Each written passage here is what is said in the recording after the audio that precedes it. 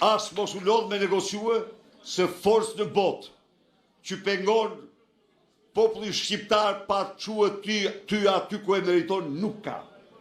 Por tregove se e jaftë të bësh ndaj tyre ato që ka bërë Enver Hoxha. Ato që ka bërë Enver Hoxha. Ta izolosh, ta grabisish, ta shtypësh, ta plaçkitish. Miq, unë e shoh me shumë kënaqësi, me shumë vlerësi me entuziazmin tuaj. Por duhet që çdo njeri prej nesh të ulet me secilin që se kemi këtu. Dhe t'i themi, çfarë duhet bëj? A mund të durojmë ne ma? A durohet më ky regjim?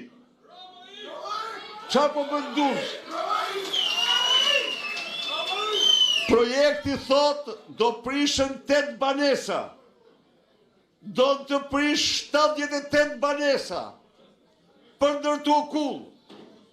Dhe bën ky hajdut që nuk ka si vlerë tjetër përveç se vjedhje që se po e bëj rrjedhëzimin, po bëj këtë, po e bëj atë. Dhe ka 4 muaj që përballet me banorët të cilëve do t'u rrëmbej pronën në shtëpi si bandit me një shpërblim të paranësishëm dhe me prishje për asnjë motiv. Është rast ky. Raste të tilla janë të shumta. Prandaj miq, është koha jon tani. Ora është e jona. Ora e guximit ton. E vendosmërisë për të shpëtuar Shqipërinë, për të shpëtuar Durrësin, për të shpëtuar Durrësin e ri. Unë ju jap fjalën ju se i tërë projekti i urbanizimit të plot dhe modern të këtij qyteti të ri, i krijimit të shërbimeve dhe më të mira, i furnizimit me ujë dhe urbanizimit të plot, do t'jenë përparësi e Partisë Demokratike. Garantoj qytetarët e Durrësit dhe të gjithë Shqipërisë se 2 dhe 3 fishimi rrogave në vazhdim do jetë objektivi ynë, zotimi ynë. Garantoj pensionistët se 2 dhe 3 fishimi pensioneve në vazhdim është premtimi ynë.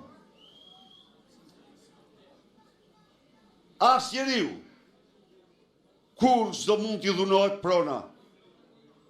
Po e thatë, kemi ndërtuar 11.000 kilometra rrugë në të 4 anë të Shqipërisë.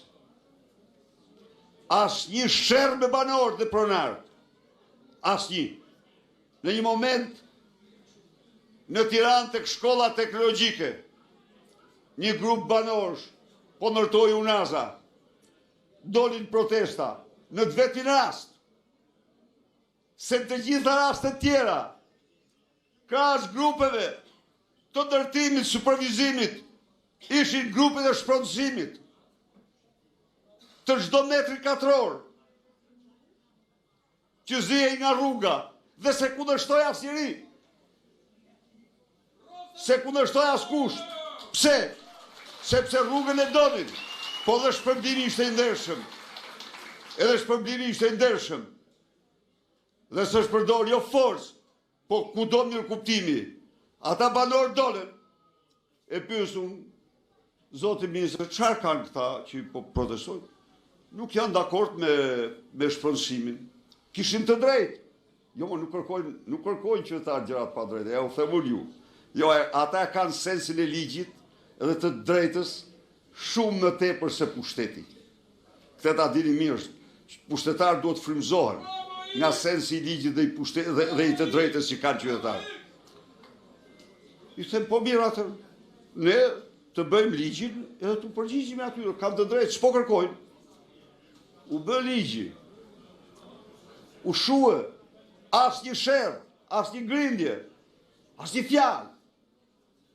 Po sigurisht, këta kërkojnë t'i ngrenë themelet qytetit Durrësit të ri, për ndërtua mafja. Absolutisht kur nuk do ndodhë. Do ndodhë vetëm atëherë kur ju të bini dakord plotësisht njëri me tjetrin.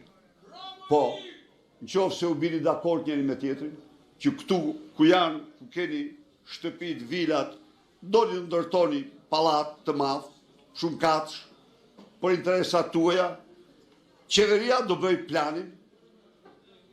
planin, do ja u paraqes, do miratohet së bashku, po kur ndryshe jo. Ndryshe nuk do ndodhë, me imponim nuk do mund të ketë. Ajo është e juaja, ajo është shtëpia juaj, dhe nuk ka asnjë arsye. S'ka Rama, sepse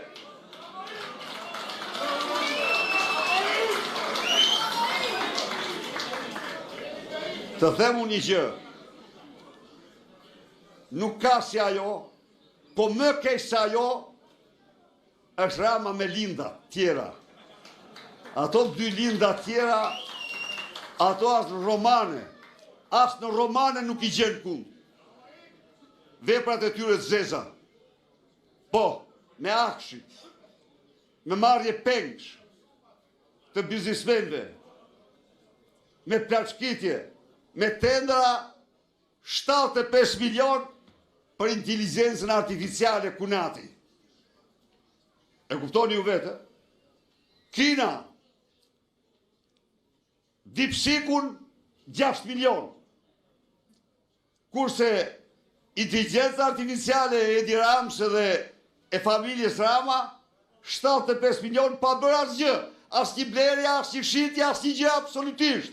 Të gjitha parat nga xhepi juaj në thersar, nga thersarit e kata. Ndaj dhe në këtë betejë ajo është i pashpresë. Guximit tuaj, zemërimit tuaj nuk ka forcë në botë që të rezistojë. Faleminderit.